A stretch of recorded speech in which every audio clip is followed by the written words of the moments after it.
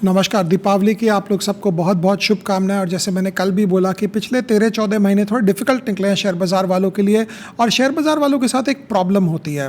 Share बाज़ार वाले के साथ सबसे बड़ी प्रॉब्लम ये होती है, चाहे आपके पास 10 लाख हो, 1 करोड़ हो, 10 करोड़ हो, 100 करोड़ हो, 1000 करोड़ हो, आप हर वक्त अपना जो परफॉर्मेंस है एक क्रिकेटर की तरह नापते हैं। आप हर वक्त देखते हैं पिछले 1 साल में मैंने क्या बनाया, उसके पिछले 1 साल में मैंने कितना बनाया था, इस बार कम क्यों हुआ, ज़्यादा क्यों हुआ। आप कंपेयर करें इसको किसी और से, हमारे लकी हलवाई के हिसाब से भी, तो लकी हलवाई के साथ भी अगर आप कंपेयर करेंगे तो लकी हलवाई कभी भी month on month, year on year, quarter on quarter इतना परेशान नहीं होता है कि यार पिछले साल तो अपने 30 लाख कमाए थे, ये साल हमने सिर्फ 22 लाख कमाया। मोस्ट ऑफ द टाइम जितने भी हमारे वन टाइम ट्रेडर्स होते हैं, स्पेशली मारवाड़ी गुजराती कम्युनिटी में, उनको एक्चुअली पता रहता है वो कितना कमाया, लेकिन वो परेशान नहीं होते हैं कि एक साल कम हुआ, पिछले साल ज़्यादा हो गया। उनका पर्पज़ इन लाइफ बेसिकली ये होता है कि अगर उस साल कोई बड़ा खर्चा आया, उस साल कोई घर में कोई बीमार पड़ गया, उस साल कोई बेटी की शादी हो, बेटे की शादी हो, वो सब काम निकल गया, तो उन्हें लगता है कि लाइफ का purpose for this year has been solve. लेकिन शेयर बाज़ार वाले जो होते हैं, हम लोग जैसे जो लोग होते हैं, हम लोग बहुत ज़्यादा दिमाग लगा लेते हैं कि यार ये साल कैसा गया, इस साल तो यार -5% हो गया, -10% हो गया, अगले साल शायद हम बहुत अच्छा कर पाएंगे। जैसे पिछले से पिछले साल जो था उसमें हमने +40% किया था, क्योंकि stock market is a game of numbers. ऐसा नहीं है कि कोई और व्यापार जो है नंबर का गेम नहीं होता, लेकिन शेयर बाज़ार में मुझे लगता है बहुत कुछ क्रिकेट की तरह होता है कि रोहित शर्मा और विराट कोहली ने अगर अपने लास्ट इनिंग्स में डबल डिजिट स्कोर पे भी अगर नहीं पहुंचे हैं, तो उनके जो बड़े से बड़े फैन भी जो होते हैं वो 1 सेकंड के लिए मायूस हो जाते हैं, उदास हो जाते हैं। मतलब जिसको हम हिंदी में कहते हैं किया कराए पे पानी फेरना। हज़ारों रन बना लिया, लेकिन ये लास्ट इनिंग्स में अगर रन नहीं बना तो लगता है कि यार ये तो गड़बड़ काम हो गया। और सिमिलरली मेरे को लगता है कि स्टॉक मार्केट वाले जो होते हैं, चाहे आपने जीरो से स्टार्ट किया हो, आप शायद 1000 करोड़ पे पहुंच गए, 100 करोड़ पे पहुंच गए, 10,000 करोड़ पे पहुंच गए, लेकिन अगर एक साल खराब जाता है तो आपका वेल्थ जो है हिसाब से आपको बोलना चाहिए यार मेरे कोई प्रॉब्लम नहीं है। मेरे को खास बात एक नज़र आती है कि कई बार क्या होता है, स्टॉक मार्केट जब गिरता है और आप इनिशियल कैपिटल पे होते हो और इनिशियल कैपिटल से आप बड़े कैपिटल की तरफ जाते हो, फॉर एग्जांपल जिसको हम बोलते हैं कि एस्केप वेलोसिटी की बात होती है, बिकॉज हर एक आदमी शेयर बाज़ार में 5 करोड़, 1 करोड़, 10 करोड़ लेकर नहीं आता है। लोग आते हैं 1 लाख, 2 लाख, 5 लाख लेकर। और आज के ज़माने में थोड़ा बड़ा फिगर है, बिकॉज आज के ज़माने में कोई अगर 1 लाख लेकर आएगा और 250 रुपये का SIP करेगा तो उसकी 7वीं पुश्त जो है वहाँ तक जा जाके पैसा इकट्ठा होगा। क्योंकि ये यूट्यूबर्स के लिए अच्छी बात है बोलने की यार 250 का तुम SIP करो, देखो तुम कहाँ तक पहुँच जाओगे, लेकिन 250 के SIP पे you are going to get nowhere. Nowhere means nowhere. It's अब ये क्या 250 का SIP करना क्या वेस्ट है? तो अब आप बोलेंगे नहीं यार वेस्ट तो नहीं है, लेकिन फिर भी 250 का SIP कर लेते हैं। नहीं, 250 का SIP गलत नहीं है। गलत है SIP का जो फिगर है 250 वो गलत है। SIP is okay.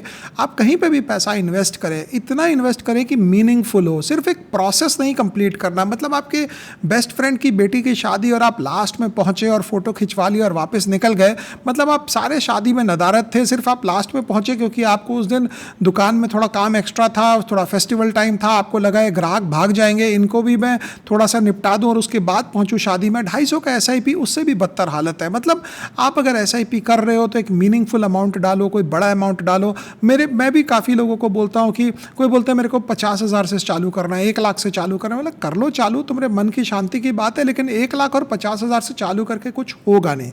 और इसी मोमेंट पे लोग बोलेंगे कि अगर हमारे पास पैसा ही नहीं है तो हम कहाँ से लाएंगे पैसा? 50,000 और 1 लाख ही है तो कहाँ से लाएंगे? 50,000 और 1 लाख जो है आज के ज़माने में, अगर आपके पास मोबाइल फ़ोन है, अगर आपके पास इंटरनेट है, तो मेरे को लगता है कि मिनिमम जिसको बोलते हैं इन्वेस्टमेंट अमाउंट जो होता है वो 2.5 से 5 लाख रुपया होना चाहिए। उससे कम लगाकर कुछ होगा नहीं। 50,000 को 10 गुना करोगे और 10 गुना करने में तेल निकल जाता है तो आपका 5 लाख होंगे, फिर 10 गुना करोगे तो आपके 50 लाख होंगे। अगर आपने 5 लाख से शुरू किया, उसको 10 गुना करोगे तो 50 लाख होंगे, और एक और 10 गुना पे तो आप एस्केप वेलोसिटी पे पहुंच गए 5 करोड़ का, which is about more than $500,000।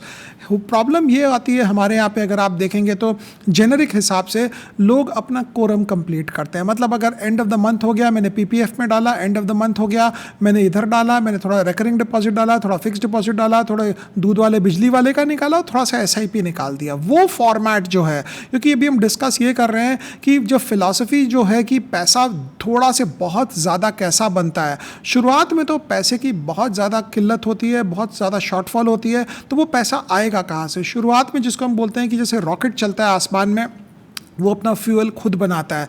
ऊपर में बार बार डीजल भरने के लिए और पेट्रोल भरने के लिए और गैस भरने के लिए तो कुछ मिलता नहीं है। जब आप अर्थ की स्पेस का जब सरकमफ्रेंस को आप छोड़ देते हैं, उसके बाद रॉकेट अपने फ्यूल से ऊपर चलता है। एंड सिमिलरली अगर आप शुरुआती में हो, आप इनिशियल स्टेजेस ऑफ लाइफ में हो, तो आपको अपने आप ही अपना कैपिटल रेज करना है। एंड व्हाई आई से दिस इज, क्योंकि सबसे बड़ा कैपिटल का जरिया आपका जो होता है वो कटिंग डाउन ऑफ एक्सपेंसेस होता है, जिसको हम, एक ग्रीक फिलोसोफर हुआ करते थे डायोजेनीज करके, तो डायोजेनीज की बातें बहुत इंपॉर्टेंट होती है। बाजू ना आप लोगों में से कितने सुने, सोक्रेटिस के बारे में आप लोगों ने सुना होगा, प्लेटो के बारे में सुना होगा, एरिस्टोटल सुना होगा, बट डायोजेनीज के बारे में बहुत कम जन ने सुना है। उसको एक अजीब मज़ा आता था पुअर रहने में। और ये ज़रूरी नहीं है कि डायोजेनीस की हम बात कर रहे हैं तो हम लोग सबको पुअर रहना है।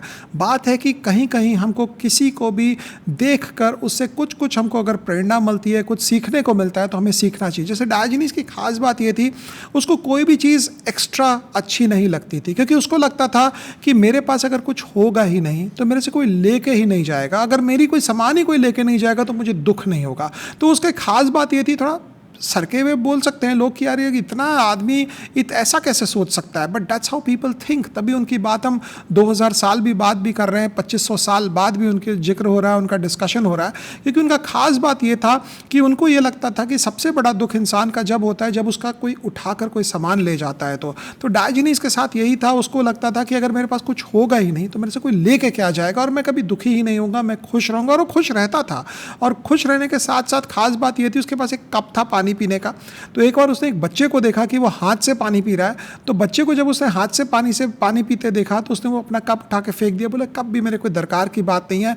और डायोजेनीस की लाइफ जो है, हर एक स्टॉक मार्केट इन्वेस्टर जो बिना चोरी चपाटी के, बिना फ्रंट रनिंग के, बिना इनसाइडर ट्रेडिंग के, बिना खबरी लाल बनकर जो भी पैसा कमाने की चेष्टा करता है, उसका फर्स्ट रीज़न पैसा कमाने का ये होता है कि वो अपने एक्सपेंसेस से ही अपना कैपिटल निकालता है। आप अपने खर्चे अगर नहीं काटोगे तो आपका कैपिटल कहाँ से आएगा। The first thing that you have to do is, maybe till you reach a point of say 50 lakhs, तब तक आपको अपने खर्चे रोकने पड़ेंगे, क्योंकि एक बार आप एक लेवल पहुंच गए उसके बाद आप खर्चा रोको या ना रोको, it doesn't make a difference. अब 100 करोड़ के बाद भी आदमी अगर रो रहा है तब तो भाई उसकी किस्मत ही खराब है और उसका दिमाग खराब है, उसके बाद तो कोई कुछ बात नहीं कर सकता। 1 करोड़ के बाद भी अगर आदमी रो रहा है कि मैं ये नहीं खर्चा कर सकता, 50 रुपये नहीं खर्चा कर सकता, 100 रुपये खर्चा नहीं कर सकता, तब तो यार आपका मेंटल प्रॉब्लम है, उसके बारे में कुछ नहीं हो सकता। हाँ, ये है कि आपको उस चीज़ में वर्थ नज़र नहीं आ रही है, फिर आप खर्चा नहीं कर रहे हो तो दूसरी बात है। लेकिन up to a level of 50 lakhs अगर ये पता चल रहा है कि महीने अगर आप साल के 5 लाख रुपए का इन्वेस्टमेंट नहीं कर पा रहे और 5 लाख रुपए आपने स्विट्जरलैंड के हॉलिडे में बिता दिया, तो मुझे लगता है ये एक नेगेटिव एस्पेक्ट होता है, क्योंकि फिर आपका कैपिटल आएगा कहाँ से? कोई देता है नहीं कैपिटल किसी को, आपका कैपिटल खुद ही निकालना होता है। फॉर एग्जाम्पल, जैसे हम कई बार ये सब बातें करते हैं, हम इधर उधर की बातें करते हैं, शुरुआती हिसाब से आपके पास कैपिटल 2 तरीके से आ सकता है, एक आप इनकम बढ़ाएं और दूसरा आप खर्चा घटाएं, क्योंकि तीसरा जो तरीका है वो हमारे इंडियन हाउस होल्ड में, बैकअप में वो अलाउेबल नहीं है। वो है कि अगर आप कोई प्रॉपर्टी बेच दिए या अगर आपके पास कोई ऐसा गोल्ड और सिल्वर पड़ा है घर में जो आपके कोई यूज़ का नहीं है, उसको आपने उठा के सल्टा दिया, वो लेकिन कोई आपको करने देगा नहीं घर में। तो वो एक थर्ड पॉइंट ये होता है कि गेटिंग रिच का फ़ायदा जो है सारे घर वालों को मिलेगा, लेकिन उसका टेंशन, उसका नुकसान, उसका हेडेक, उसका जो मेंटल ट्रॉमा, उसका पेन, उसका ग्रीफ कि यार मैंने शेयर में पैसे डाले, अब वो शेयर नीचे घट गया, आपका मुंह लटका हुआ है, वो आपको इंडिविजुअली लेना पड़ेगा। मेरे को लगता है सबसे सेल्फलेस काम होता है घर परिवार का वही इंसान जो सबसे ज़्यादा मेहनत करके पैसा कमाता है शेयर मार्केट से, क्योंकि उसकी तकलीफ जो है वो ही सह सकता है। बाकी सब तो पार्टिसिपेंट्स हैं हैप्पीनेस में, और बाकी सब पार्टिसिपेंट्स हैं, जब भी वो सक्सेसफुल हो जाएगा तो ऑब्वियसली फिर सभी का ही फ़ायदा बनता है उसमें। लेकिन ये एक नॉर्मल चीज़ है, you are not the only one. जिसने भी पैसा कमाया वैसे ही कमाया, और वो किसी के लिए कमाता नहीं है, वो अपने लिए करता है, because he wants to make money, और उसको लगता है कि स्टॉक मार्केट से मैं बड़ा पैसा कमा सकता हूँ। तो पहली चीज़ ये होती है कि अगर आपको पैसा कमाना है तो आपको ये चूज़ करना होगा कि कंट्रोल में क्या है आपके और आपके चॉइसेस क्या है। अगर आपके चॉइसेस ये हैं कि मुझे अमीर होना है, लेकिन आपके खर्चे जो हैं आपके कंट्रोल में नहीं है, तो आप अमीर नहीं हो सकते। As simple as that. क्योंकि अगर आपके पास बहुत कम पैसा है तो कम से ज़्यादा आने के लिए रिटर्न से बनेगा, ये बात दूसरी है कि मैं फलाना स्टॉक 5 साल पहले ले लेता तो वो कम से कम 30 गुना हो गया। कितने का ले लेते? 10,000 का, 15,000 का। 15,000 का 30 गुना होता तो 4.5 लाख रुपया होता है। एक बढ़िया गाड़ी भी नहीं आएगी 4.5 लाख में। तो ये आपका एक पर्पस जो हो गया, आपको अपने आप से जो दुख हो रहा है कि मैंने ये स्टॉक, मुझे पता था यार ये बढ़ जाएगा, और क्या गारंटी कि आप 30 गुना तक रख लेते, आप डबल पे बेचते, 3 गुना पे बेचते, 5 गुना पे बेचते, 10 गुना पे बेचते, 20 गुना पे बेचते, ये आपके हाथ से चीज़ें निकल जाती, आपको पता ही नहीं चलता। Most of the time we spend our time, आप जो हमारा समय जो होता है हम उसमें ही बिताते हैं, वो चीज़ों के बारे में सोचते हुए जो शायद हम करते ही नहीं, लेकिन जिसके लिए हम दुखी होते रहते हैं। जैसे डायोजनीस की बात जो मैं करता हूँ, उसकी खास बात यह है कि एक बार अलेक्जेंडर द ग्रेट को पता चला, जो बादशाह अलेक्जेंडर थे जो इंडिया तक आए थे, पोरस के साथ लड़ाई किया उन्होंने, और वो उसको पता चला कि एक ऐसा इंसान है जिसको कुछ नहीं चाहिए। बोला ऐसा कौन सा इंसान हो सकता है जिसको कुछ नहीं चाहिए, बिकॉज वहाँ अलेक्जेंडर जिसने दुनिया भर को कॉन्कर किया था, और वो वापस ग्रीस में पहुँचा, वो डायोजनीस के पास पहुँचा। डायोजनीस अपने टब में बैठा हुआ था, एक छोटे से टब में बैठता था डायोजनीस, और टब में बैठा था, और अलेक्जेंडर सामने आके खड़ा हो गया और उससे पूछा तुम्हें क्या चाहिए, मुझे बताओ, मैं अलेक्जेंडर हूँ और मैं तुमसे पूछता हूँ कि तुम्हें क्या चाहिए। तो डायोजनीस ने बोला for the moment you are blocking my sunlight, तुम अगर थोड़ा साइड हो गए तो कम से कम धूप मेरे ऊपर जो पड़ रही है वो आ जाएगी। मतलब एक ऐसा भी इंसान दुनिया में जिसको अलेक्जेंडर सामने खड़ा होकर बोल रहा है कि तुम्हें क्या चाहिए, और वो कह रहा है नहीं मुझे कुछ नहीं चाहिए, ये सनलाइट ही जो मेरे ऊपर पड़ रही है वो आप पढ़ने दें, वही बहुत आपकी मेहरबानी होगी। तो ये जो लोग होते हैं आपको दिमाग में इन्फ्लुएंस करते हैं, लेकिन इसका ये मतलब नहीं आप जिंदगी भर डायोजनीस बन के निकाल लें। लेकिन बहुत स्टॉक मार्केट के लोग होते हैं जो जिंदगी भर डायोजनीस बन के निकाल लेते हैं। कुछ तो बाय नेचर होता है, कुछ बाय चॉइस होता है, और ये इसलिए होता है क्योंकि अगर आपके पास पैसे हो गए और आप पैसा खर्चा नहीं कर रहे हैं तब तो आप डायोजनीस बन गए हैं, कि आपके सामने अलेक्जेंडर खड़ा हो गया लेकिन आप खर्चा नहीं कर रहे हैं क्योंकि आपको लग रहा है यार पैसा निकल जाएगा हाथ से, ऐसा होना नहीं चाहिए।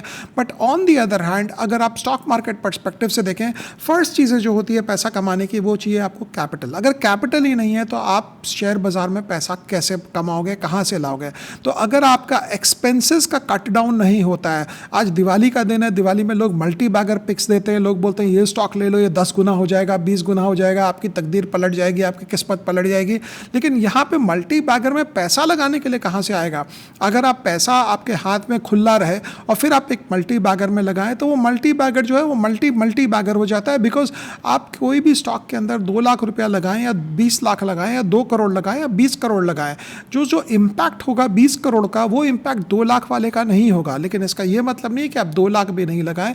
मतलब ये होता है कि आप जो भी पैसा लगा रहे हैं अपने भी स्टॉक में, फर्स्ट थिंग इज़ कि आपको बेट बिग करना होगा। अगर आप बड़ा नहीं बेट कर पा रहे हैं तो बड़ा पहुंचने की ताकत नहीं होती। अब दूसरी चीज़ जो होती है, या तो आपने एक्सपेंसेस कट डाउन किया, या दूसरी चीज़ जो हो रही है आपने इनकम बढ़ाया। अब इनकम बढ़ाने का हमने बहुत बार अपने चैनल पे भी डिस्कस किया था कि कोई ना कोई काम करो, कोई साइड का काम हो जाए, कोई ट्यूशन का काम हो गया, कुछ भी कर लो, लेकिन उसमें लोगों के बहुत ईगो आती है कि मैं ये काम कैसे करूँ, ये काम मेरे लायक ही नहीं है, मैं तो कुछ और काम करने के लिए पैदा हुआ हूँ, मैं ये काम नहीं कर सकता, लोग देखेंगे तो क्या बोलेंगे।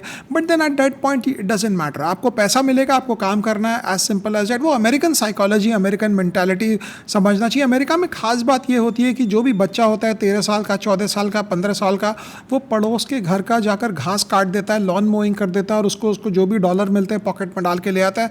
हमारे यहाँ पे अगर पड़ोस के गुप्ता जी के यहाँ जाकर अगर उसने घास और कुछ काट दिया, उसके सब्जी को ले लिया या दिवाली की सफाई कर लिया और 1000 रुपया लेकर आया, तो माँ मार मार के बच्चे को लाल पीला कर देगी, तूने घर के नाक कटा दी कि तू गुप्ता जी के घर जाके तू ये काम करने क्यों गया, नौकरों जैसा काम करने। तो ये हमारा सोच का प्रॉब्लम है।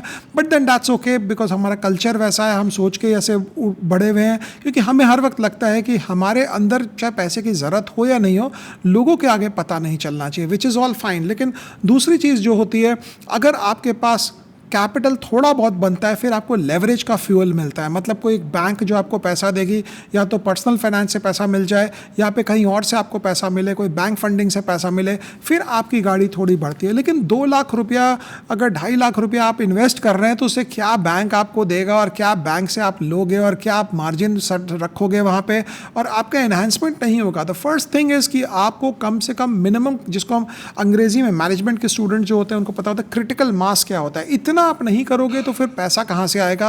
ये क्रिटिकल मास लाने की बात होती है। क्रिटिकल मास लाने के लिए आपको कुछ भी करना पड़ेगा, जिसको हम बहुत ही अंग्रेजी भाषा में बोलते हैं बेग, बोरो या स्टील। मतलब बेग बोरो और स्टील। तो स्टील तो नहीं करना है, बट स्टील का मतलब ये आपको कंप्लीट उस फ्रेज के ऊपर नहीं जाना है कि कहीं से चोरी कर कर ही लाना है, लेकिन जहाँ से पैसा मिल जाए वहाँ से लाना है और उसको लगाना है।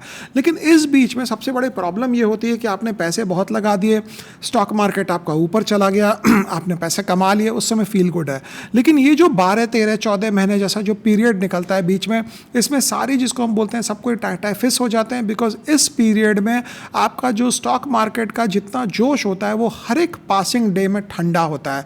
मतलब वो उसकी तरह होता है जो चौकीदार होता है, चारों तरफ जागते रहो बोलता है, और सुबह के 3:30, 4, 4:30 बजते बजते उसको उबासियाँ आती है, नींद आती है, लेकिन वो और ज़ोर से बोलता है जागते रहो, लेकिन अंदर से उबासी और नींद आती है।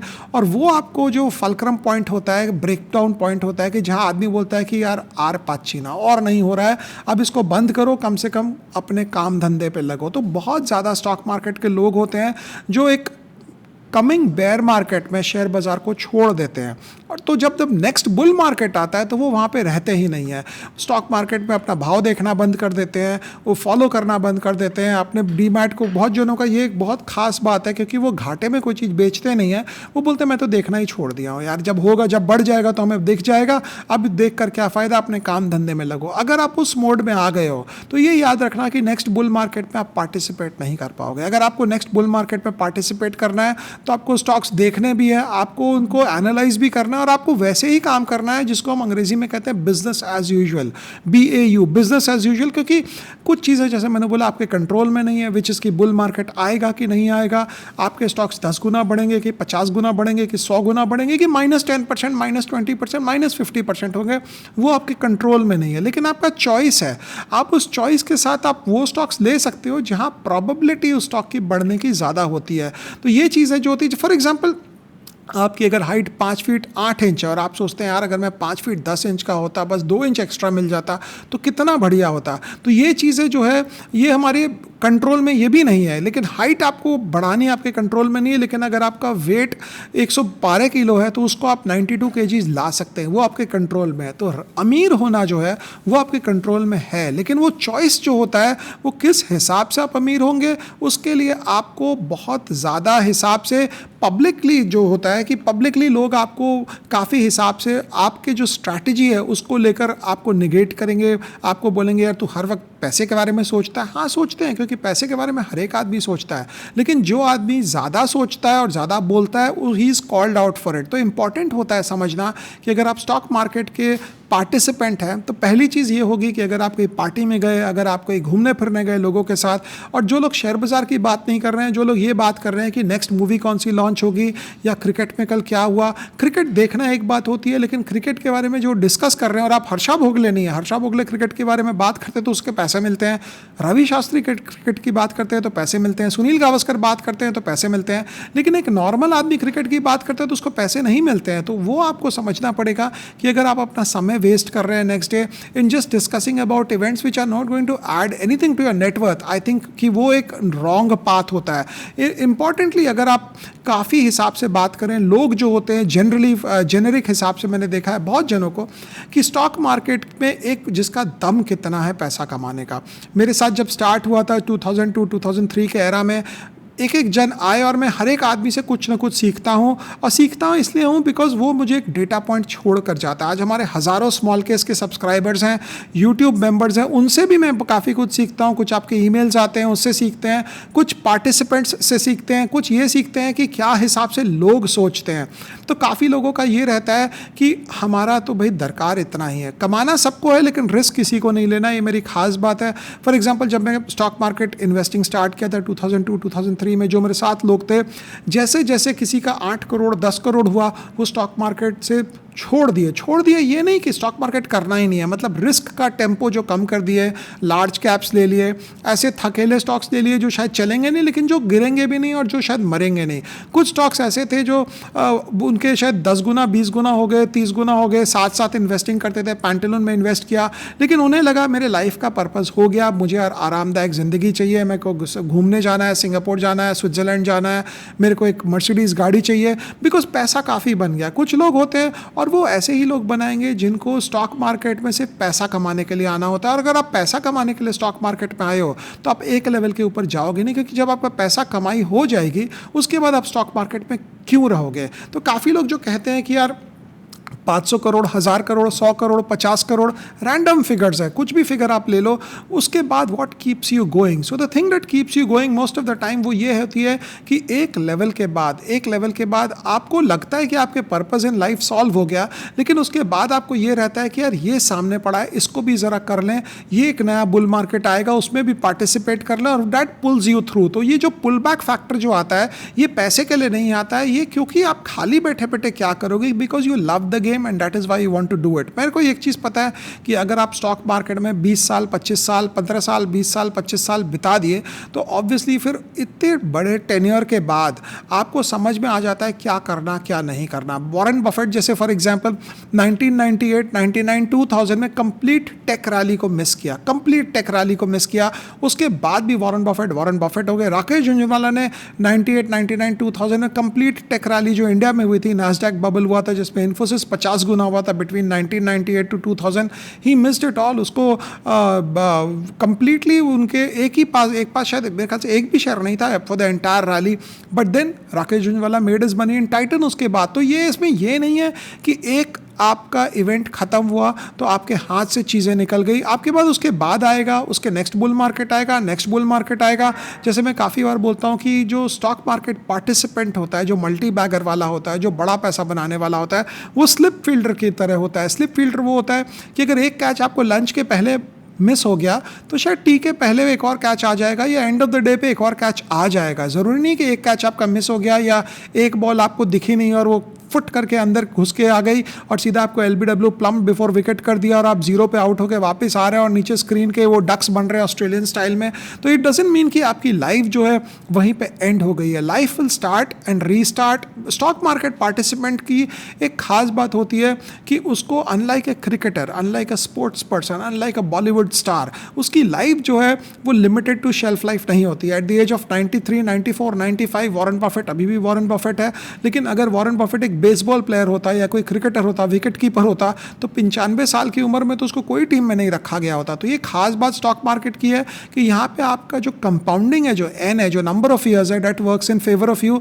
बट ब्रॉडली अगर हम वापस एक बात करें कि स्टॉक मार्केट में पैसा कमाने के लिए, लाइफ में पैसा कमाने के लिए मेजर चीज़ें जो होती है वो ये होती है कि सबसे पहले आपको अपना एक्सपेंसेस को अगर आप कंट्रोल नहीं कर पा रहे हो, अगर आप इनिशियल कैपिटल नहीं पुटअप कर पा रहे हो, अगर आप इनिशियल कैपिटल 50 लाख डाल दिए हो, इट डजंट मीन कि आप पैसा बना लोगे, क्योंकि 50 लाख पैसा डालने के बाद आपकी क्यूरियोसिटी अगर इनफ है तो आप किताबें पढ़ोगे, आप चीज़ें समझोगे।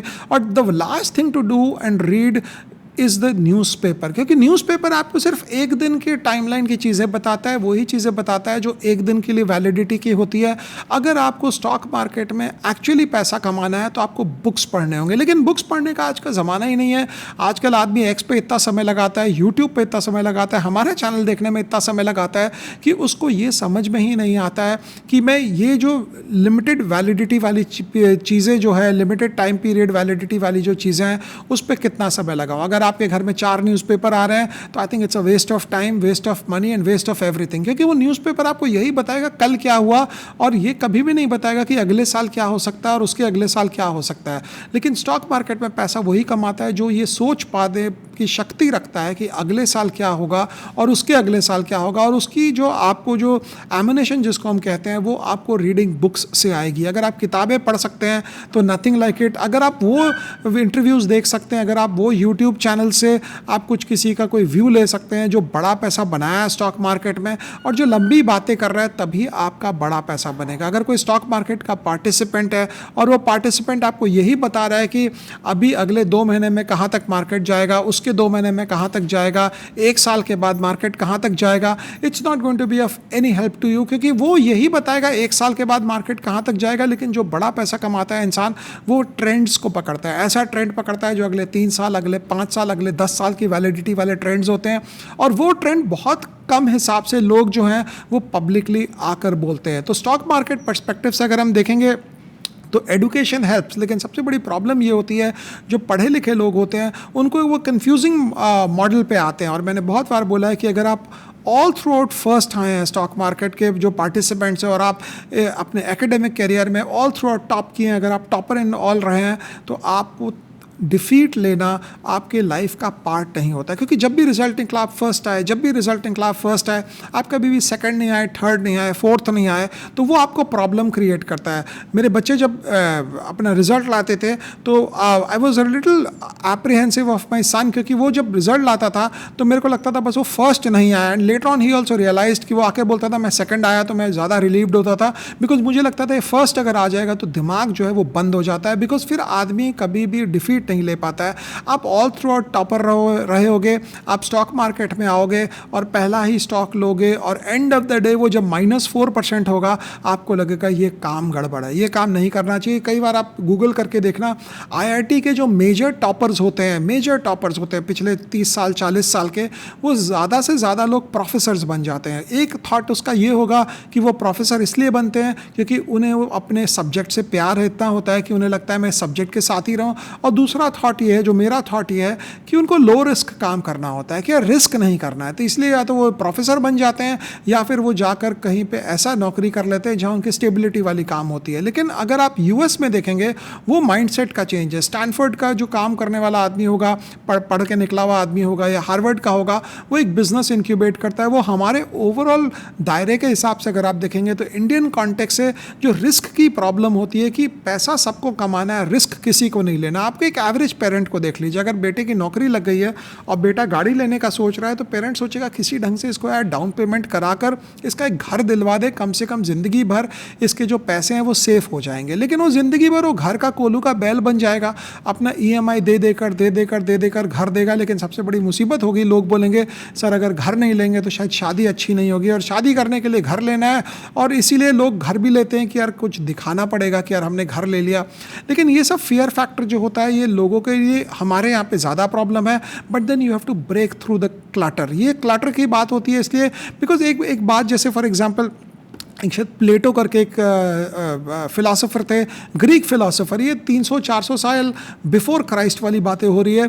प्लेटो ने एक बार बोला कि you can excuse a child for being afraid of the darkness, but the tragedy is when men are afraid of the light. मतलब कि ये बात थी कि अब जो बच्चा जो है, अगर वो अंधकार में उसको कुछ नहीं पता है तो आप उसको माफ़ कर सकते हो, लेकिन जो इंसान है जिसको लाइट में भी डर लग रहा हो, उसको आप क्या बोलोगे। मतलब कि इसका ये स्टॉक मार्केट के पर्सपेक्टिव से ये बात होती है कि अगर आप शुरुआत में शेयर बाज़ार में आ रहे हो, आपको कुछ पता नहीं है, आपने घाटा कर दिया, हाँ ऑपरेटर ने दिला दिया, वो टेलीविज़न पे कोई चैनल पे कोई आ गए अंकल, उन्होंने बता दिया लेने को, कोई यूट्यूब में चैनल ने हमको फंसा दिया, हमको बर्बाद कर दिया, चेप दिया ऑपरेटर माल, दैट्स ओके। आप नए थे, you are a child, you can be excused for being scared of the darkness. लेकिन अगर आप एक मैन हो गए हो, अगर आप शेयर मार्केट में 5 साल 10 साल 15 साल रह गए हो, उसके बाद भी आप यही सब काम किए जा रहे हो, उसके बाद भी आपको यही पता चल रहा है कि कोई आपको फंसा दिया, आप बुल मार्केट में आप फंस जाते हो, बेयर मार्केट में आप धंस जाते हो, साइड हो जाते हो, फिर वापस बुल मार्केट आता है, फिर आप आ जाते हो टिड्डी दल की तरह, फिर आप पार्टिसिपेंट बनते हो, फिर आप उसमें पैसा कमाते हो थोड़ा बहुत, फिर बेयर मार्केट में आप छोड़ देते हो। मतलब ये तो आपकी ही प्रॉब्लम है, ये किसी और की प्रॉब्लम नहीं है। तो साइकोलॉजी हो या फिलॉसफी हो या कोई भी चीज़ हो, हर एक चीज़ का हर एक कोट जो है वो स्टॉक मार्केट के पर्सपेक्टिव से बहुत कुछ मायने रखता है। फॉर एग्जांपल सोक्रेटिस, जो इन सब के जो शुरुआती फिलोसोफर थे, उन्होंने इंसान को सोचना सिखाया। फॉर एग्जांपल सोक्रेटिस का उन्होंने लिखा कुछ नहीं, लेकिन उन्होंने खास बात ये बोली कि हर एक चीज़ को क्वेश्चन करो, हर एक चीज़ को क्वेश्चन करो। और 2500 साल बाद 2400 साल बाद चार्ली मुंगर ने बोला कि यार क्यूरियस माइंड जो है वो अच्छा होता है। सेम चीज़ को अलग हिसाब से, क्यूरियस माइंड। आप किसी को भी पूछोगे तो वो अगर फॉर एग्जांपल आप किसी ने मुझे बोला कि तू गधा है, कोई आया और मुझे बोल दिया तू गधा है, तो मैं इमीडिएटली मेरा first impulsive reaction would be गधा तू होगा मुझे तो। लेकिन प्रॉब्लम ये होती है जब ये सिचुएशन में जब आर्ग्यूमेंटेटिव आप हो जाते हैं तो इट डजंट सॉल्व। तो सोक्रेटिस ने बोला अगर कोई तुम्हें गधा बोले तो उसको पूछो what makes you think so, तुम्हारे अजम्पशंस क्या हैं इस पे कि तुम मुझे गधा बोल रहे हो, क्या सोचकर तुम बोले, ऐसा कौन सा मैंने काम कर दिया। वो 5 चीज़ें जब आप उसको पूछोगे तो सामने वाला अगर जेन्युइन गधा होगा तो वो पीछे हट जाएगा, अगर वो थोड़ा इंटेलिजेंट होगा तो दो चार बात बोलेगा, लेकिन वो कभी भी आपके साथ आर्ग्यूमेंट में नहीं आएगा। सोक्रेटिस की खास बात ये थी, वो हर एक आर्ग्यूमेंट को क्वेश्चंस के हिसाब से लगाता था, उसमें सोक्रेटिस का मेहनत सबसे कम होता था। Can you explain to me why did you say that, इतना से ही आप अगर बात बोल देते हो तो बात वहीं खत्म होती है। लेकिन ये सब चीज़ें जो होती है, जो फर्स्ट थॉट हुआ इंसान के दिमाग में कि सोचने की शक्ति बढ़ाई गई। फॉर एग्जाम्पल किसी ने आपको कोई स्टॉक बोला कि यार तू ये वाला शेयर ले ले, आईटीसी ले ले, रिलायंस ले ले, रिकमेंडेशन कुछ नहीं है, तो आपके दिमाग में फर्स्ट क्वेश्चन ये आएगा क्यों ले लें। क्या आपके दिमाग में आता है क्यों ले लें, कि आपके दिमाग में ये आता है कल सुबह फट ले ले यार 25,000 रुपये अकाउंट में अभी ले लेते हैं, सर बढ़ेगा ना, टारगेट बताइए। अरे क्या चीज़ का टारगेट, क्यों ले लें। सेकंड क्वेश्चन है कि आपने लाइफ में क्या किया है मुझे बताने के पहले, क्या आपके पुराने वाले जो आपकी थ्योरीज थी उस थ्योरी पे किसी ने पैसा कमाया। अगर आप चार्टिंग कर रहे हैं तो वो चार्टिंग के स्किल्स के ऊपर कितने जनों ने ऑलरेडी पैसा कमाया। So the first thing that you have to do is, जो सोक्रेटिस बोल के गया कि क्वेश्चन एवरीथिंग, मतलब कोई भी कुछ बोल रहा है उसको क्वेश्चन करो, उसको ऐसे मत छोड़ो कि यार सामने वाला बोल दिया है तो उसको छोड़ दिया, उसको आगे पीछे नहीं किया। मेरे को यही लगता है कि अगर मैं किसी को स्टॉक भी बोलता हूँ, हाँ ये है कि हमने जो थ्योरी बनाई वो थ्योरी नहीं चली, वो कोई थ्योरी ज़्यादा चल गई, कोई थ्योरी नहीं चली, कोई थ्योरी नेगेटिव चल गई, वो दूसरी बात है। बट एक थ्योरी होनी चाहिए, एक फलक्रम पॉइंट होना चाहिए, एक ऐसा सिचुएशन होना चाहिए जहाँ पे आप कुछ बोल रहे हैं which is backed by data, which is backed by foresight, which is backed by some degree of logic. लेकिन लॉजिक जो प्रॉब्लम ये होती है कि हमारे बाजार में, स्टॉक मार्केट के बाजार में लॉजिक कोई नहीं पूछता, टारगेट सब पूछते हैं, और यही सबसे बड़ी मुसीबत है। तो सोक्रेटिस की अगर आप बात करें, कभी समय मिलेगा तो गूगल कर, मैं ग्रीस लोग जाते हैं आइलैंड्स में घूमने कि यार ग्रीस में हम फलाने आइलैंड में घूमेंगे, हम वहाँ पे सनसेट देखेंगे, वहाँ पे हम सनराइज देखेंगे। लेकिन मैं जब ग्रीस में गया तो मैं उस एरिया में गया जहाँ डायोजेनिस बैठा था और जहाँ पे अलेक्जेंडर द ग्रेट जो था वो आकर उसको बोला कि भाई तुम्हें क्या चाहिए, और डायोजेनिस ने बोला for the moment you are blocking my sunlight, तुम थोड़ा साइड हटोगे तो मेरे ऊपर सनलाइट गिर जाएगी। डायोजेनिस जैसे इंसान जो, ठीक है, he died poor, he was born poor, he was not born poor, he died poor and he loved his poverty. He loved his poverty because उसको डर था कि अगर मेरे पास कोई पैसा अगर कोई रख दे दिया मेरे को और कल कोई ले लेगा मेरे से तो मेरे को ज़्यादा दुख होगा। और उसके साथ साथ उसको ये भी था कि उसको दुनिया के सोसाइटी के नॉर्म्स उसको अच्छे नहीं लगते थे। फॉर एग्जाम्पल जैसी चीज़ें जो बंद कमरों में होती है वो ओपनली किया करता था। आप गूगल करेंगे आपको समझ में आएगा। And there is nothing bad, nothing good, it's just a thought process. एक और चीज़ जो होती है, जो प्लेटो शायद बोल के गया कि जो स्मार्ट आदमी होता है वो थोड़ा सा सनकावा रहता है, थोड़ा सा मैड टाइप रहता है। और मैंने एक एग्जांपल दिया है कि जो स्मार्ट आदमी होगा, फॉर एग्जांपल सुनील गावस्कर की एक स्टोरी मेरे को दिमाग में घुस गई कि एक बार 1979 की बात थी, एक टेस्ट मैच होने वाला था। Morarji Desai the prime minister of India had come to meet all the players, लेकिन सुनील गावस्कर कभी नीचे उतरा ही नहीं बिकॉज उसकी बैटिंग थी। वो बोला मेरे को नहीं मिलना है प्राइम मिनिस्टर से, आप लोग सब मिल लें, क्योंकि अगर मैं प्राइम मिनिस्टर से भी मिलने जाऊंगा मेरा कॉन्सेंट्रेशन खराब होगा। गावस्कर का एक खास बात थी, जब वो बैटिंग करने आते थे एक वो स्कोरबोर्ड नहीं देखते थे, और दूसरी खास बात थी जो कपिल देव के एक इंटरव्यू में उसने बोला कि सुनील गावस्कर कभी भी, उस समय कैमरा जो था फ्लैश वाला कैमरा हुआ करता था, अगर सामने से फोटोग्राफर फोटो खींच रहा है तो सुनील गावस्कर अपना चेहरा कभी इधर करते थे कभी उधर करते थे। तो वो फोकस जो है आदमी की अगर नहीं होती है, वो भी स्टॉक मार्केट का कीड़ा, मतलब गावस्कर पैसे के लिए तो कमाते हैं बट मेरे को लगता है he really loves the game, तभी वो इतना कर रहे हैं। लेकिन जब वो हम 80s में क्रिकेट देखा करते थे तो between the Sunil Gavaskar and Kapil Dev, मुझे हर वक्त कपिल देव अच्छा लगता था because Kapil Dev used to play to win, Sunil Gavaskar used to play to defend, मतलब इंडिया लूज नहीं करे। अगर गावस्कर नहीं होता तो शायद इंडिया कम से कम 25-30 टेस्ट मैचेस और खो दिया होता उसके एरा में, जस्ट बिकॉज गावस्कर था। फॉरेन पर जो बॉलर्स हुआ करते थे वो आपको ओपनिंग बैट्समैन ही अगर वैसा खड़ा हो गया एक साइड में, और गावस्कर की खेलने की टेक्निक जो थी बड़ी ज़बरदस्त थी, आप कभी देखना तो आप बोर हो जाओगे, हम लोग बोर हो जाते थे उस समय गावस्कर को बैटिंग करते देख देख कर। अगर वनडे मैच होता था और टेस्ट मैच अगर हुआ, अगर आपने टीवी ऑन किया और गावस्कर नहीं दिख रहा है because he was quite exclusive by his presence, मतलब एक फ्लॉपी हैट हुआ करता था और वहाँ से वहाँ टीवी बंद कर दिया जाता था। लेकिन खास बात ये होती है कि जब आप कपिल देव को बैकअप करते हैं तो आपका माइंडसेट भी वैसा होता है, because stock market you have come here to win, you have to play like Kapil Dev, you don't have to play like Sunil Gavaskar कि यार हम स्टॉक मार्केट में आए यार हम गावस्कर की तरह ही खेलें। क्योंकि स्टॉक मार्केट जो है वो आपको 1 का 10, 10 का 100, 100 का 1000, 1000 का लाख, लाख का 10 लाख, 10 लाख का 1 करोड़, 1 करोड़ का 10 करोड़, 10 करोड़ का 100 करोड़, 100 करोड़ का 1000 1000 करोड़ भी कराता है। और स्टॉक मार्केट में पैसा कमाने के लिए 2-3 चीज़ें जो है, जो आदमी एक लाइन पे आने के बाद छोड़ देता है, भूल जाता है, वो ये होता है कि मोरालिटी को साइड कर देता है। आप इनसाइडर ट्रेडिंग में लग जाते हैं, आप फ्रंट रनिंग में लग जाते हैं।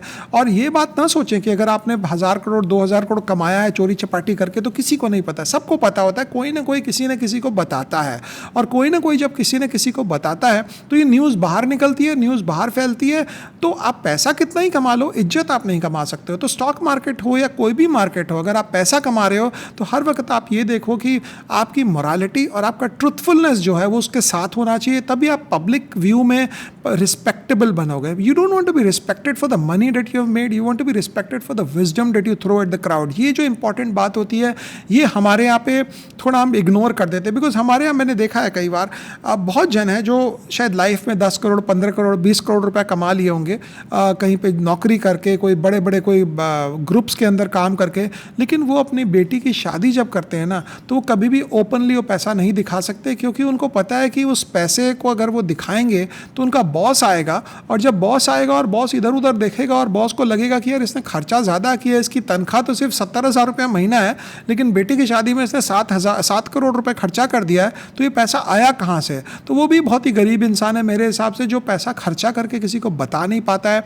कि वो पैसा खर्चा किया है कि नहीं किया। लेकिन एक और ख़ास बात जो होती है स्टॉक मार्केट वालों के साथ, वो कुछ उनका नेचर जो है वो कभी भी वो इवेपोरेट नहीं होता है, कभी भी वो जाता नहीं है नेचर। वो इसलिए होता है क्योंकि वो शुरुआती जो उनका जो टेन्योर होता है वो ये होता है कि पैसा बचाने का। फॉर एग्जांपल, अगर आप पैसा बचाने के स्कीम में लगे हो और आपको कहीं हॉलीडे मनाने जाना है, अगर आप 2 हफ्ता 3 हफ्ता अगर आप यही दिमाग लगा रहे हो कौन से होटल में जाएंगे, कहाँ पे रुकेंगे, जहाँ पे आपको सस्ता पैसा लगेगा, जहाँ पे आपकी डील अच्छी मिलेगी, जहाँ पे उस होटल में आप रुकोगे तो आपको डिस्काउंट मिलेगा, वहाँ पे फ्री ब्रेकफास्ट भी है, MAP पे है, साथ में डिनर भी मिल जाएगा।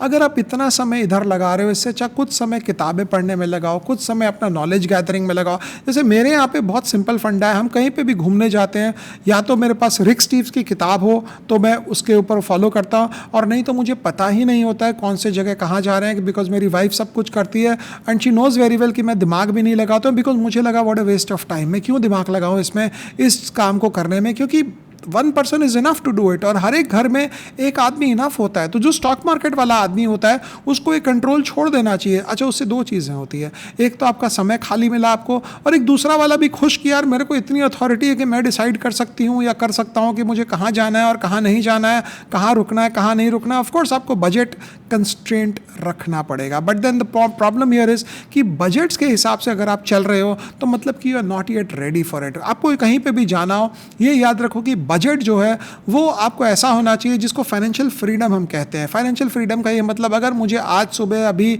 जाना है यहाँ से फ़्लाइट लेकर गोवा, तो फिर मैं कोई भी फ़्लाइट जो मुझे अर्लीस्ट पॉसिबल फ़्लाइट है उस पर मैं बैठूँ, मैं गोवा जाऊँ, जहाँ मुझे रुकना है मैं रुक पाऊँ। अब ये बात दूसरी है कि अगर आप जा भी सकते हो, आप रुक भी सकते हो, लेकिन फिर आप खर्चा नहीं करोगे, वो दूसरी बात है। सो एबिलिटी एंड विलिंगनेस की बात हो रही है। एबिलिटी होनी चाहिए, विलिंगनेस नहीं हुआ तो नहीं हुआ, क्योंकि दिमाग का जो प्रॉब्लम होता है, मिडिल क्लास माइंडसेट का जो प्रॉब्लम होता है कि वो दिमाग जो है, जो ब्रेन जो है वो मिडिल क्लास जैसा ही रहता है। तो ये पैसा जो जनरेशन कमाता है वो कभी भी उड़ा नहीं सकता है, उसका कमिंग जनरेशन उड़ा नहीं सकता है, उसका जो 3rd जनरेशन होता है वो उड़ा सकता है, बिकॉज वो उस तकलीफ़ों से गुजरता नहीं है। तो these things taken together basically मेरे को लगता है कि पिछले 13-14 महीने दिवाली के बाद हमारे थोड़े टफ निकले हैं, क्योंकि स्टॉक मार्केट पर्सपेक्टिव से पैसे उतने बने नहीं हैं। लेकिन 5% 10% कौन सी बड़ी चीज़ है, कोई पोर्टफोलियो डाउन है, कोई पोर्टफोलियो बढ़ा नहीं है। क्योंकि अगर नेक्स्ट बुल मार्केट आएगा और अगर आप मार्केट में नहीं रहे उस समय, तो आपको टाटा बाय बाय करके बुल मार्केट आगे निकल जाएगा। लेकिन आपका माइंडसेट जो है वो क्या है, कि आपका माइंडसेट ऐसा है कि आप सोचते हैं कि मैं पैसा कमा पाऊँ, कि आपका माइंडसेट ये है कि मैं अगले बुल मार्केट में जब आएगा, बिकॉज 3 बुल मार्केट अगर आपको मिल गए ना, 3 बुल मार्केट्स, तो यू हैव हिट इट। मतलब मेरे को लगता है उसके आगे आपको कुछ नहीं चाहिए लाइफ में। लेकिन 3 बुल मार्केट के साथ साथ 3 बेयर मार्केट भी आपको टिकाने पड़ेंगे, बिकॉज अगर आप बेयर मार्केट में नहीं हो मार्केट में, तो आप फिर ऊपर में एंटर करोगे जब सारी दुनिया एंटर करेगी, जब स्टॉक जो है आपका 50 डे 200 डे वाले जो भैया लोग जो चिल्लाएंगे कि अब शेयर मार्केट अच्छा हो गया, आप लगा दो। मेरे ख्याल से मार्केट आज अच्छा है बजाय कि लास्ट ईयर अच्छा था, और अगर अगले साल बड़ा बुल मार्केट आएगा, अगर बुल रन आएगा, तो स्टॉक मार्केट जो है वो इस ईयर ज़्यादा अच्छा है और नेक्स्ट ईयर शायद उतना अच्छा नहीं होगा फॉर न्यू एंट्रेंट्स। लेकिन जो आज शेयर खरीद कर रखा है उसके लिए मार्केट नेक्स्ट ईयर के लिए अच्छा होगा। लेकिन लोग जो हैं उन्हें क्रेज़ है होता है एक ब्रेकआउट्स पकड़ने का। फॉर एग्जांपल गोल्ड, आप किसी को बोल दें आज सोना खरीद लो, 2 सेकंड में आदमी तैयार हो जाएगा, मैं सोना खरीद लूँगा, मैं चांदी खरीद लूँगा, क्योंकि सोना और चांदी खरीदने में उन्हें बैकअप का रिटर्न दिख रहा है कि पीछे का रिटर्न कितना आया। लेकिन आगे आने वाले समय में एसेट क्लास में भी म्यूजिकल चेयर्स होते हैं। जो एसेट क्लास 1 साल चलता है वो नेक्स्ट ईयर चल जाए, बड़ी बात है। उसके नेक्स्ट ईयर चले ऐसी कोई ज़रूरी नहीं होती है। फिर एसेट क्लासेस जब चेंज होते हैं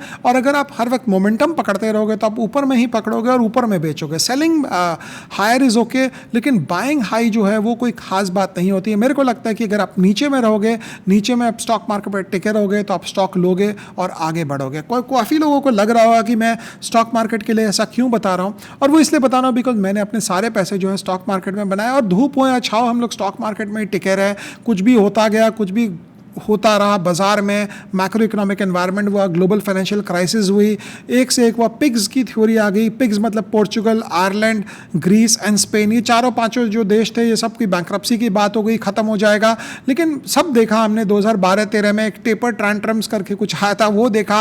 लेकिन स्टॉक मार्केट के जो खिलाड़ी थे वो सब आगे बढ़ गए। कोविड देखा, कोविड के पहले IL&FS का फेलियर देखा, रशिया यूक्रेन वॉर देखा। लेकिन लास्ट 20-25 साल में पैसा जो हिसाब से बना है वो स्टॉक मार्केट में ही बनता। कोई भी धंधा कर लेते, कोई भी काम कर लेते, उसमें नहीं बनता। लेकिन पैसा इसलिए बना बिकॉज हर वक्त एक लॉन्ग टर्म इंटेंट था।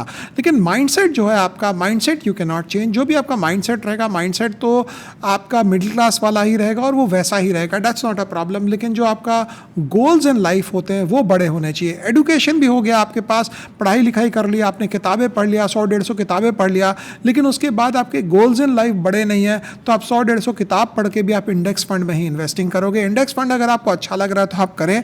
मैंने तो इंडेक्स फंड में इन्वेस्ट करके किसी को भी नहीं देखा जो बहुत ज़्यादा पैसा कमाता हो, बट ये नया फैड है मार्केट में कि इंडेक्स फंड में पैसा लगा दो। और जॉन बोगल ने इंडेक्स फंड की जब बात की थी 1970s में, इसलिए ये बात पकड़ी गई क्योंकि 1982 से 1999 तक US market saw longest bull run ever, wide based बात हो रही है। ऐसे तो नैस्डैक बबल 2000 में जो बना था वो नैस्डैक स्टॉक्स में था, बट वो 1982 का जो बुल रन स्टार्ट हुआ, जॉन बोगल की किताब जो उनकी थ्योरी जो आई थी 70s में आई थी शायद, और वो कोइंसिडेंटली वो चल पड़ी। फॉर एग्जांपल पीटर लिंच का buy what you see concept जो था वो इसलिए चल पड़ा, इसलिए बड़ा हो गया बिकॉज एक अंडरलाइंग बुल मार्केट था। तो कई बार क्या होता है, आप एक अंडरलाइंग बुल मार्केट के साथ आप अपनी थ्योरी को कंफ्यूज करते हो, क्योंकि बहुत बार बोला गया है, स्टॉक मार्केट के ही लोग बोलते हैं never confuse bull market with brains, क्योंकि बुल मार्केट में तो हर एक आदमी कमाता है, बेयर मार्केट में हर एक आदमी खोता है। लेकिन जो बढ़िया इन्वेस्टर वो होता है जो कमाता ज़्यादा है और खोता कम है और net net at the end of his tenure काफ़ी कुछ रख लेता है, छोड़ जाता है पीछे। तो इंपॉर्टेंट ये होता है कि बुल मार्केट में तो कमाना है, बेयर मार्केट में थोड़ा सा खोना है। बेयर मार्केट में अगर आप अपना लॉसेस को कंट्रोल कर लोगे तो नेक्स्ट बुल मार्केट में आप प्रीवियस हाई को भी क्रॉस कर पाओगे। तो यहीं तक रखते हैं। उम्मीद करते हैं आप लोग सबकी दिवाली अच्छी है और नेक्स्ट ईयर भी बहुत अच्छी निकलेगी। Thank you.